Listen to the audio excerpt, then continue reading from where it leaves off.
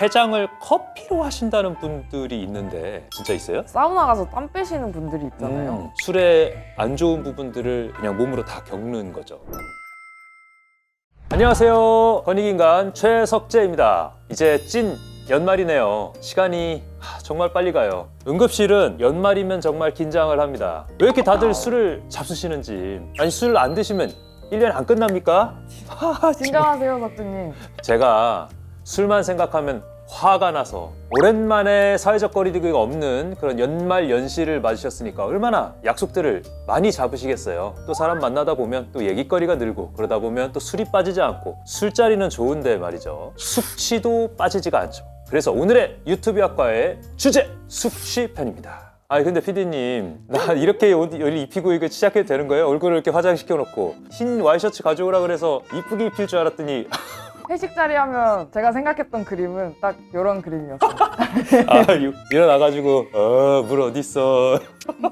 석재님은 숙취를 경험해 보신 적이 있으신가요? 저는 사실은 숙취를 많이 경험할 정도로 술을 이렇게 많이 마시지를 못해요. 구토도 하고 이래서 취해서 정신 잃고 이런 것까지는 없었는데 그래도 다음날 힘든 것들은 어쩌다 한 번씩 있었던 것 같아요. 의대생들 환영회가 만만치 않다는 얘기를 들었었는데 환영회 때 아픈 기억이 있는데 제가 생일이 2월이거든요. 2월 말. 그러다 보니까 이 신입생 환영회 때 딱 생일이 걸린 거예요. 생일인 거를 안 밝히고 싶었지만 선배들이 다 알아갖고 왔더라고요. 그래서 동기들 단합력을 테스트한다고 저랑 같이 있던 테이블에 있던 사람들을 데려다 놓더니 소주 4병을 까는 거예요. 동기를 사랑하는 만큼 마셔라 막 이러면서.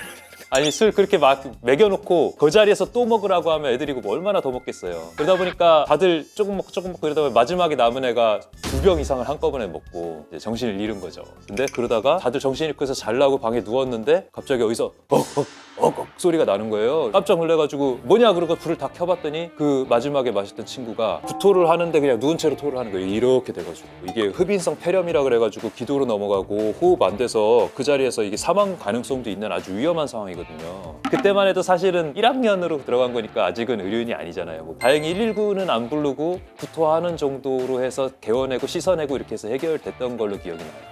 큰 사고 나는 경우가 있으니까 여러분들 과음은 위험합니다. 제발 연말에 조심하시고 사고 안 나게 조금씩만 즐기는 술자리 가졌으면 좋겠고요. 남한테 술 먹이는 거 절대 강요하지 마십시오. 술은 오랜 기간 사람들의 좋은 동료이기도 했고 또 한편으로는 사람들을 또 이상하게 만들기도 해서 악마의 선물이라고 불리기도 했죠. 가장 최초로 술을 빚은 생명체는 사람이 아니라 원숭이라고도 알려져 있습니다.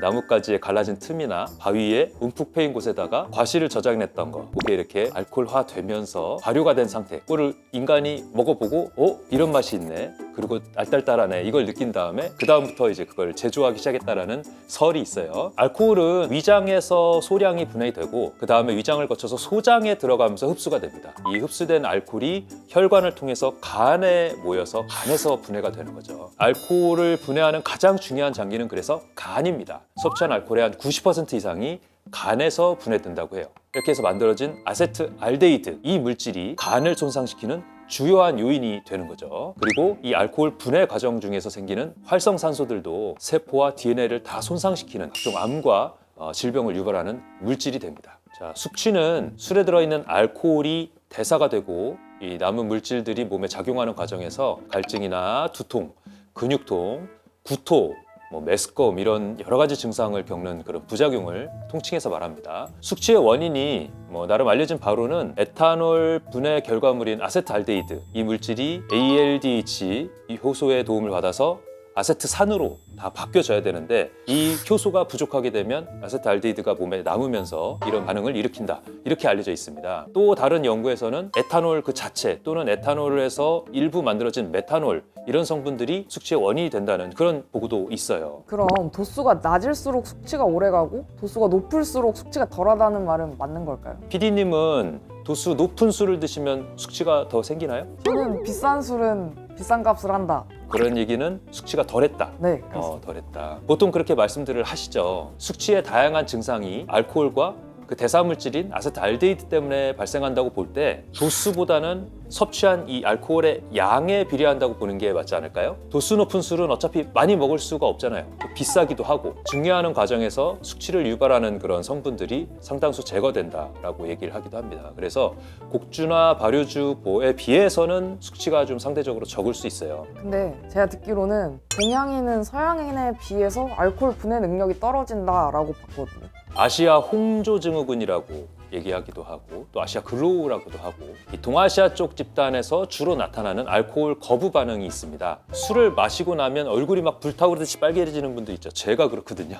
많이 마셔서 붉어진다기보다는 소주 한 잔만 마셔도 빨개지는 분들, 이런 분들 술 마시면 안 됩니다. 이런 분들은 유전 형질에 의한 선천적인 아세트알데히드 분해 능력의 부족이라는 의미가 되기 때문에 그렇습니다. 취하기도 쉽게 취하고 독성이 또 잘 분해가 되지도 않고 술의 안 좋은 부분들을 그냥 몸으로 다 겪는 거죠. 그러니까 제발 조금 더 먹으면 버티기는 하겠지만 정말 우리 몸이 이겨내는 거는 아닌 거예요. 그럼 이런 유전적인 요인은 조금 억울할 것 같은데 네. 남들 다 술 마시는데 못 마시면 재미가 없잖아요. 글쎄요. 저는 뭐 안 마셔도 잘 놀아서 그런 걱정을 할 필요가 없어요. 이 증상도 장점이 있거든요. 알코올 의존증에 걸릴 확률이 조금 낮아져요. 왜냐?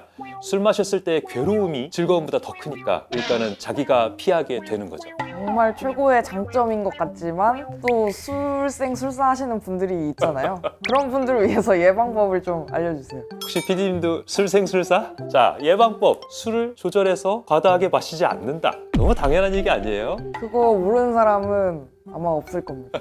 물론 제가 제일 추천하는 방법은 술을 과다하게 마시지 않는다지만 어쩔 수 없이 마셔야 되는 환경에 있으신 분들도 있을 거예요. 그런 분들을 위해서 드리고 싶은 말씀은 휴식, 당분, 물, 3가지 솔루션입니다. 1번, 안주를 먼저 먹어라. 안주는 알코올의 흡수를 방해해서 천천히 취하게 하기도 하고 그다음 배가 불러서 좀 덜 먹게 되는 효과도 있죠. 술자리 가기 전에 밥부터 먼저 먹고 가라. 이런 것도 좋은 방법입니다. 그리고 말을 많이 해라. 폐에서 나오는 들숨날숨을 통해서 상당량의 이 알코올이 날아갑니다. 그렇기 때문에 말을 많이 하는 것도 도움이 됩니다. 그리고 2번째, 과당이 함유된 음식을 먹어라. 과당이 아니어도 당이 들어있는 식품이나 음료는 알코올을 분해하는 데에 당 자체가 도움을 줍니다. 또 물을 많이 마셔라. 우리가 일반적으로 얘기할 때 소주 마시는 양의 한 7배 정도의 물을 마셔야 된다고 얘기를 하거든요. 7배. 물을 많이 마시면 알코올이 대사가 되면서 알코올의 부작용들을 확 줄여줄 수가 있습니다. 대사된 물질들이 배출되는 데에도 용이하기 때문에 다량 마시면서 술을 마셔야 돼요. 숙취 예방은 아니지만 술 마시면서 담배 피시면 안 됩니다. 술에 의한 식도와 이 구강에 악화되는 점이 담배까지 악화가 되면서 굉장히 위험한 모습이 되는 거고요. 담배에 의한 혈관 수축이나 이런 것들이 위험성을 악화시키기도 하고 구강암이나 식도암, 폐암의 확률 증가를 더 크게 높일 수도 있기 때문에 안 됩니다. 절대 안 됩니다. 술과 이온 음료를 같이 마시면 빨리 취한다고 들었는데 맞을까요? 이온 음료 하면 광고에서 그런 거 있잖아요. 내 몸에 가까운 물, 흡수가 너무 빨리 되지 않을까 이런 걱정을 하실 것 같은데 오히려 이온 음료는 수분과 전해질 그리고 당분 이 3가지를 다 가지고 있잖아요. 어쩔 수 없이 술을 마셨다면 오히려 이온 음료를 먹는 게 좋습니다. 그러면 이온 음료 말고도 숙취 해소에 도움되는 방법이 더 있을까요? 음주 전후로 숙취 해소제를 먹는다던가 뭐. 숙취 해소제에 관심 많으실 텐데요. 숙취 해소제 뒷면 이렇게 보셨어요? 정신없이 까갖고 먹기 바빴죠. 편의점 가지고 어디 있어 이렇게 해서 먹었고 자 뒤에 이렇게 보시면 이렇게 써 있을 거예요. 과체 음료. 그러니까 과학적으로 뭔가 이렇게 증명되었다기보다는 그런 기분을 주는 거일 가능성이 높습니다. 간을 보호하는 헛개나무나 뭐 이런 것들이 지금 당장 술을 깨는 데는 도움이 안 돼도 뭐 간 보호에는 도움이 될 수도 있겠죠. 당분이나 이런 것들이 들어있는 음료잖아요. 또 수분도 섭취가 되는 거고 그런 부분 때문에는 일부 도움이 될 수 있습니다. 다른 방법들 몇 가지 좀 소개를 드리자면 아주 고전적인 숙취 해소 음료일 거예요. 엄마가 다음날 타준 꿀물, 콩나물국, 북엇국 이런 것들이 다 도움이 되는 겁니다. 휴식과 당분, 수분이 들어있는 거니까요. 또 해장국 먹는 거 이런 것들도 도움이 되는 거라고 볼 수가 있습니다. 탄수화물과 단백질 종류들을 먹어서 당분이 우리 알코올을 분해할 수 있게 해주는 거니까요. 대신에 너무 이제 위장을 자극할 수 있는 너무 매운 음식이나 이런 것보다는 부드러운 음식이 당연히 좋겠죠. 그리고 음주를 과하게 했다 싶으면 최소한 3일은 술을 다시 먹으면 안 되고요. 하루 이틀 푹 자면서 휴식을 시간을 늘리는 것이 좋습니다. 해장을 커피로 하신다는 분들이 있는데 진짜 있어요?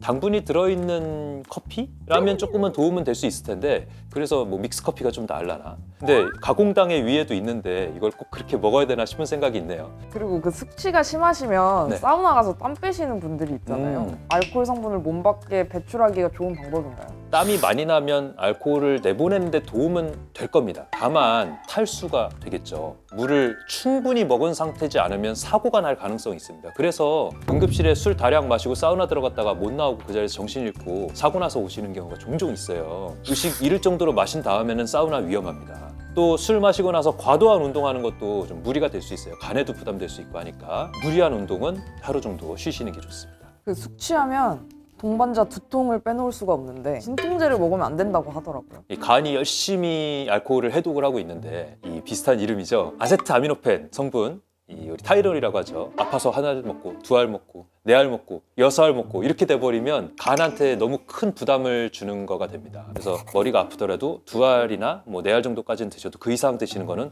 몸에 크게 해를 줄 수가 있습니다. 물 많이 드시면서 좀 버텨보시고 그래도 두통이 안 되겠다 싶으면 차라리 이부브루펜 같은 계열이나 덱시브루펜 계열 그런 약으로 두통을 조절하시는 게 좀 더 낫습니다. 자, 사회생활 하다 보면 이래저래 참 피하기 힘든 술자리가 있죠.